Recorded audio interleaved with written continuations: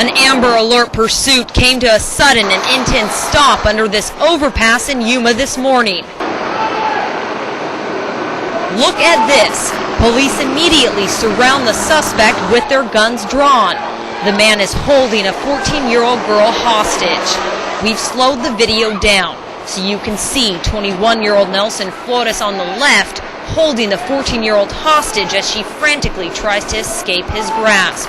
Within seconds, the girl is free and police tackle her suspected kidnapper. I believe the suspect exited the vehicle and attempted to run, and he was giving commands to halt, and he was subdued at that time and taken into custody. DPS says Flores kidnapped the girl at knife point from a bus stop in Chandler, Arizona this morning. Police say Flores is an acquaintance of the girl's family, but not her boyfriend. An Amber Alert was issued, and within an hour, a DPS officer spotted the vehicle near Welton. From that information, local DPS officers went out to assist that officer, as well as agents from the U.S. Border Patrol utilizing their helicopters. 2 sets of spike strips thrown down by DPS officers a few miles up the road brought this car to a screeching halt. That's when police were able to arrest him and take his victim into protective custody. Reporting in Yuma, Jasmine Veal, KSWT News 13.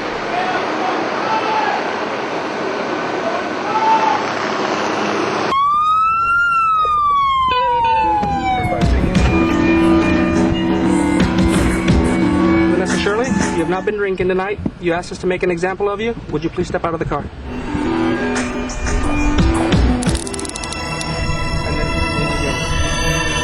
All it takes is one drink, one drop of alcohol on your breath, and you're behind bars. I didn't even do anything wrong, and I'm still really scared to go to jail.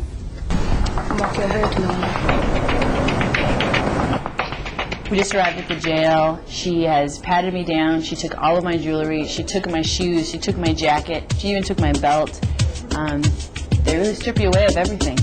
If you can't post bail, you become a number, a mugshot, a fingerprint. There's no privacy. It's just really humiliating having somebody stand right next to you while you're showering. I'm shackled and herded further into the jail. I walk slow, the ankle cuffs cut into my skin.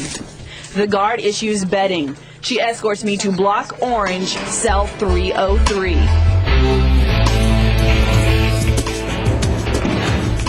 I'm in my cell now. As you can see, it's very simple accommodations. This is my bed.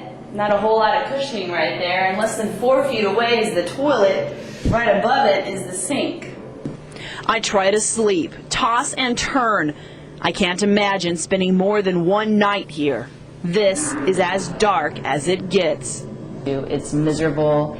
It smells. It's scary in here. And any dignity that you walk in with, you leave it at the door with all of your belongings. I didn't get the worst of it. If you are booked into Yuma County Jail, you will be strip searched. I avoid that humiliation. I did have to face the judge. This is State of Arizona versus Vanessa Shirley. Ms. Shirley, had you been arrested for DUI, this is what you would be facing. 3 Class 1 misdemeanors.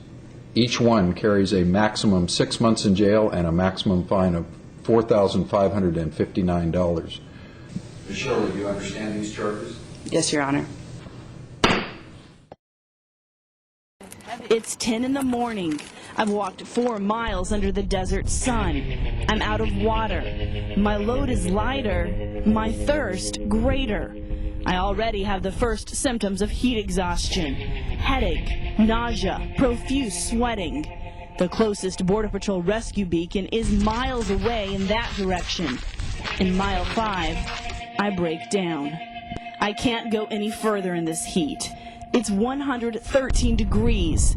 I rest, thinking about giving up or going further. The decision is made for me. There's a car in the distance. Border Patrol. If I were an illegal immigrant, I would be in the back of that truck now. At least I'd be alive. Without water, I wouldn't have lasted much longer. I'm lucky that I have a car here waiting to take me back to civilization. I can't get it out of my head that countless illegal immigrants die on the walk that I just took, this beautiful landscape becomes their sandy grave. This is Romeo 3, I'll be responding. Border Patrol's Borstar unit responds to a call for a possible broken leg. This dooner hit a sand berm along the road dividing Mexico and the United States and was catapulted across the border. On three, boys. 1, 2, 3. Let's go. Let's go. Hurry up. Get that Bureau of Land Management paramedics are already on scene. They call for Borstar agents to help. Hey, guys. Hey. Help! Yeah, they're on the border. But Borstar can't respond. The Border Patrol is a federal agency, and crossing the border may be considered an incursion. Dooners enter Mexico at their own risk. There are signs marking the international boundary. They're small and spaced a few hundred feet apart. They can be hard to read if you're zooming past them on an ATV. That's exactly what this man's friend said happened today. No, we didn't know, honestly. You didn't know you were in Mexico at all? No, we didn't. His friend is lucky. BLM can respond under the Good Samaritan rule, but Borstar agents can only cross if the injury is life-threatening and if the victim is within a few feet of the border or with prior permission from the Mexican government. So extreme dooners need to make sure their high-flying stunts land them on this side of the border. It's long days spent under the sun. But Edith Gamboa doesn't complain. You get used to the work, but if you only work a little, you get tired. If you work more, you don't feel as tired. Edith has worked in these fields outside Somerton for a year. She works fast, taping hundreds of heads of lettuce every day, sometimes working well into the night. It's this work ethic that inspired Dr. David Smock to dedicate his practice to laborers like Edith. I mean, it's encouraging to me when I see him work so hard. I don't think I can work as hard as they do. Dr. Smock treats injured field workers daily in his San Luis clinic. He says his patients tend to ignore their health and only want to return to the fields. To me, that's what America is about. It's about people working for a living and being able to realize the American dream, be able to make the money to have what you have and not have someone else give it to you. Dr. Smock says he admires his patients. He says they truly earn every dollar they make. Israel Lopez says it's not much, but it's enough to pay his bills and send money to his family in Mexico.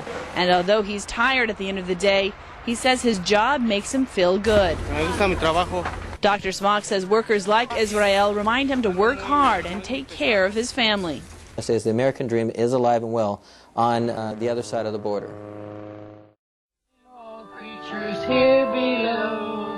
The Park Avenue Christian Church is very different from other churches. Instead of gathering inside and watching the pastor preach, church members drive up to an audio monitor and listen to the Sunday sermon without ever getting out of their cars.